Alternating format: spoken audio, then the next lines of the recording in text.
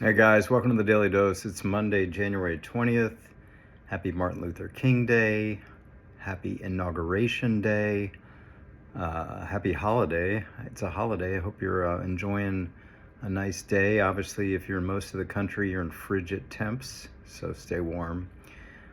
We just had a great weekend of divisional football, NFL divisional round playoffs. First thing to note is I'm so bad with predictions. I think I was wrong on a lot of it. I did think the Chiefs would win close. That kind of worked. I thought that Lions would win. Of course, Commanders, I'll get back to that. I thought Eagles would win big. They win small in that mess, right where near I am in Philadelphia. And then, of course, I thought the Ravens would beat the Bills. They may have. Obviously, a tough moment, when Mark Andrews dropped that pass. Let's talk about the Commanders. You know my background, born and raised in Washington, D.C., going with my dad to, at that time, Redskin games.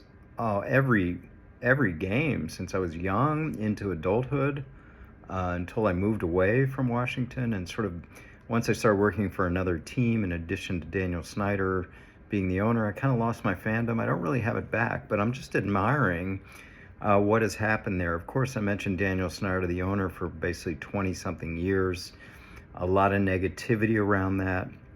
His behavior, his treatment of people, his treatment of all people, even asking peers to call him by Mr. Snyder. That included an NFL owner. I would say now the stench of Daniel Snyder is gone. It was a great opportunity for Josh Harris, the new owner of the Washington Commanders, who also owns the Philadelphia 76ers, the New Jersey Devils, to take on, obviously paid a premium at $6 billion, but a starving fan base. And I've heard from so many family and friends just joyous right now. That's what sports can do, especially a moribund franchise that turned it around like they have. They are amazing right now. Now, my prediction business, I'm bad. Admittedly, I think they'll come into here in Philadelphia and I think they'll lose. And I think it could be not close, but you never know. They have this quarterback, Jaden Daniels. He's got a preternatural calm and poise about him at a young age. Now, he's not too young. He played a lot of college football at Arizona State and LSU.